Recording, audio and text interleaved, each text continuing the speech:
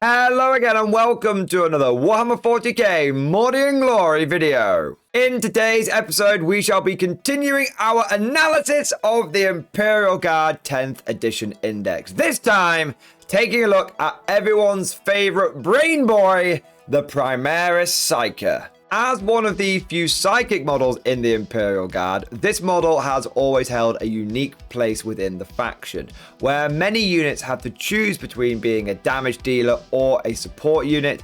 He's always been able to do a little bit of both. He is a flexible tool in your toolbox. At least traditionally, that has always been the case. But will this still ring true in 10th edition? Well, let us witness our doom, strip the soul from their body, and dive right into today's episode. So the first thing that I want to do is go through a brief overview of what the hell the Primaris Psyker even is. This is for our newer players who might be getting into 40k for the first time, and also for our longbeards who might be looking at the Guard as a new faction for 10th edition. In the lore, Primaris Psykers are feared and mistrusted by the guardsmen around them. This is not the Space Marines, where a librarian is a trusted battle brother who is considered to be a lore master and a knowledge keeper. No, in the Guard, you are taught to put your faith in the Emperor, and anything psychic is considered to be witchcraft and warp trickery. However, any good Guard commander knows that it's important to put aside your feelings and instead focus on what is important: victory in the Emperor's name. And it's hard not to respect Primaris Psykers when you see their potent warp abilities in action. With the casual wave of a hand, Primaris Psyker might summon a protective shield around the soldiers he is accompanying, which even the most ignorant and stubborn guardsmen will begrudgingly be grateful for when the bullets start flying.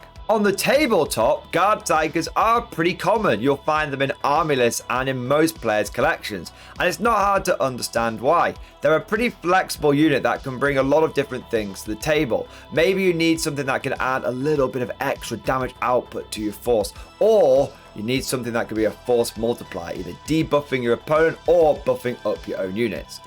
In the past, you often had to pick one of these paths or the other. But in 10th edition, looks like that might be all about to change, and the Primaris Psyker is kind of looking stronger than ever. So let's start digging a little bit deeper into this model, and we'll begin with that unit profile. He's got a movement value of 6 inches, toughness 3, 5+ save, 3 wounds, leadership 7, and an OC of 1. Now that might not seem very impressive, but that is pretty much the standard issue profile you're going to find on a Guard character. And we have to remember, at the end of the day, even our characters are just human.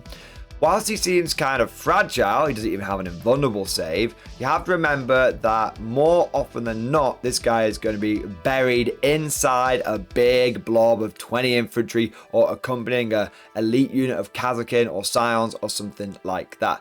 He doesn't really need his own defensive profile when he's got bunches of guys around him that are going to catch the bullets for him. Instead, when we're trying to work out what this model is capable of, it's better to look towards its ranged weapons, melee weapons, and abilities. Okay, so the first weapon this guy's equipped with is a lance pistol. Oh God, no, don't worry, don't panic, because the real main weapon he's equipped with is his mind, because he can shoot lightning out of his fingers thanks to the Psychic Maelstrom Witchfire. This is an attack which has an 18-inch range. It does D6 attacks, ballistic skill 3+, strength 6, AP -2, 1 damage. It's also blast, so if you start shooting it at blocks of infantry, you're going to get D6+1, D6+2 shots, and it also does devastating wounds, which is not too bad at all. This makes it an effective weapon against almost any kind of target. Oh, you've got a bunch of light infantry. Don't worry, I'm going to be getting up to D6+4 shots. Oh, I've got to shoot some elite infantry. That's fine. I've got the strength and AP to make that count. Oh, I'm shooting an enemy vehicle. Don't worry, devastating wounds has got you covered. I'll be able to chip a few wounds off here and there. It's actually a very flexible weapon, and it only gets better when you start looking at the fact that you can take it from a witchfire to a focused witchfire. He can concentrate, he can focus on his inner eye, and if he decides to focus the power, then it means it does more damage. So it gets D6 plus 3 attacks, and it's still Bliss Skill 3, it's still Strength 6, but it's still to AP 2, but then it goes up to Damage 2. So not only are you getting more attacks, but each one of those attacks is twice as damaging. This is actually quite important, because by being Damage 2, it really starts to threaten elite infantry such as Space Marines. It means every time you slip one of these wounds past, it just instantly crushes a Marine inside its armor like a tin can. And if you start focusing on vehicles, it means that you're going to be doing 2 mortal wounds for each 6 to wound you roll, thanks to devastating wounds. The only problem with overcharging the Psychic Maelstrom and going for that focused Witchfire is it does become hazardous. Now, hazardous is interesting. What it means is after you have rolled all of your attacks, however many you've got, and you've done all your damage, you roll 1 more dice. On a 2+, the Psyker's fine, nothing happens. On a 1, your Psyker has dabbled with lore he probably shouldn't have, and he immediately takes 3 mortal wounds. He only has 3 wounds. So if you decide to pierce the veil and bring forth the power of the warp, and your Psyker can't control it, there's a very decent chance, well, there's a 16% chance, I should say, which is not insignificant, that he's going to roll a 1 and his mind's going to go, or a warp portal's going to open up and he's going to get dragged into it. So doing the focus Witchfire does give you a lot more attacks when you start thinking about the fact you can get D6 plus 7 attacks into a big block of infantry and all the mortal wounds you can do. It's very powerful. It does come with some risks. Now, the good news is that if your Psyker does decide to implode his brain, then nothing bad happens to the guys around. In old editions, if you failed a psychic test like this, then you would suffer something called Perils of the Warp.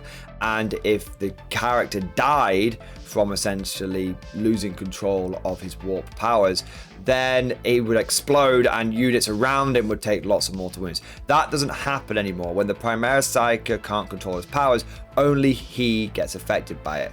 So using this kind of overcharge and taking this risk, whilst it's a bigger chance of your character dying, on the flip side, at least he's not going to take any other unlucky guardsmen with him into hell. But now let's move on to the melee weapons, and the Primaris Psyker is equipped with a force weapon. This is the big staff that's in his hand, and it's not that bad actually. It's 3 attacks at weapon skill 4+, but remember, if he's leading a unit and that unit gets fixed bayonets, he'll go up to hitting on a 3+, which is decent, and it's strength 6, AP -1, D3 damage. Now, he's not going to be cleaving down demon princes and primarchs on his own, but if your unit gets into a little bit of a scrap with some enemy line infantry, having your Primaris Psyker run around bonking people on the head with his staff actually might tip the fight in your favor if you get into a peer-to-peer confrontation with some other light infantry. But wait, there's more! Because not only is he good at shooting, and he can at least hold his own in combat, he also comes with some pretty good abilities. To start off, he has the core ability Leader, which is fantastic. It's essential for any good character in 40k 10th edition. He can join squads of Cadian Shock Troopers, Jungle Fighters, Deathcore Krieg, Infantry Squads, Kazakin, and Tempestus Scions. Essentially, any of your line or elite infantry, this guy can come along for the ride. On top of this, he has the Malign Wardings ability. While this model is leading a unit, models in that unit have a Feel No Pain 4+ ability against psychic attacks. This is okay. It's certainly not the main reason to consider him. It's pretty situational. You might find that you get a 4+ Feel No Pain against a few psychic smites coming in from a librarian, or maybe one of your guys doesn't die from a brain bug power from the NIDS. But on the whole, I think you'll find that when this pops up, it'll be like, ooh, that was nice. I had a 4+ Feel No Pain. But it's not something you should be relying upon to drastically increase the durability of your units. Another thing to mention is that Guard isn't really short on Feel No Pains anyway. For example, you've got every command squad can take a medic, which gives you a 6 of Feel No Pain against any attack, not just psychic. And then you've got the Deathcore Marshal, who when he joins the unit gives you a 5+ Feel No Pain against any attack. So, like I said, it's a nice to have, but the main power this guy's bringing to the table, the real hot tamale, is Psychic Barrier. This is the next one on his datasheet. At the start of your opponent's shooting phase, you can roll a d6. On a 1, the Psykers unit suffers d3 mortal wounds. Important note here, the unit suffers the mortal wounds, so if he messes up, he doesn't have to take the mortal wounds himself. Unfortunately, some guardsmen can be sacrificed to human batteries whilst the Primaris Psyker gives it another go next turn. But if you don't roll a 1, on a 2+, until the end of the phase, models in this Psykers unit have a 4+ invulnerable save. This is huge. It's massive. It is, in my mind, by far the biggest reason you want to be including a Primaris Psyker in your army. It massively increases the durability of any unit he is leading, and it's tactically flexible, and it opens up loads of different options for you in the game. Do you have an infantry squad that you know is going to need to sit on an objective, but it's going to be visible to the enemy, and it just needs to hold it so you can keep getting those points? Well, you know what? You add a Primaris Psyker in, you have that infantry squad on an objective, so it's got the benefit of cover. You then can tell it to take cover if you need to, so it's on a 3+ armor save, and so any small arms that the enemy hits you with, you're like, oh, that's all right. I'll be able to take those on my 3+ armor save. But then your opponent's like, right, well, I'm just going to start hitting you with loads and loads of really big shots then. You're like, well, doesn't matter because I'm still going to be on a 4+ invulnerable save, baby. Oh, it's just really good for just locking down objectives and making things super durable. Or do you need to go on the attack? Do you need some Deathcore of Krieg to fix bayonets and take that objective for the Emperor? And they're going to have to advance into the Howling Dark? The Primaris Psyker will be their guiding light. He will keep them safe. Or maybe you need some guardsmen to slow the enemy down, to do a rearguard action, to be a meat assault, to move, block your opponent, to stop him from advancing further. You just need a brick wall for him to run into.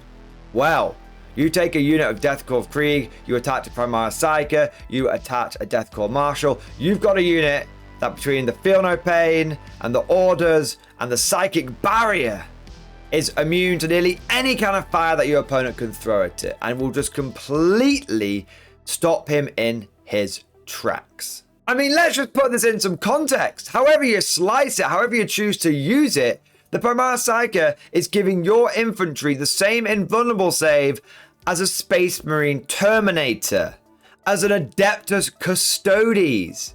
Superior creations, my ass. Golden boys, bow down and witness the true Emperor's finest. I know it seems like I'm hyping this guy up, and I am, but I really don't see many downsides to him at all. He both attack and he protect, and the best bit is, at the time of recording this video, he's only 60 points. That is a ridiculously low price point. It almost pushes him into the verge of being an auto-include. Well, at least that's what I feel. But you know what? All of this is just like my opinion, man. Let me know what you think down in the comment section below. Are you feeling the Primaris Psyker? Do you think he brings enough to the table?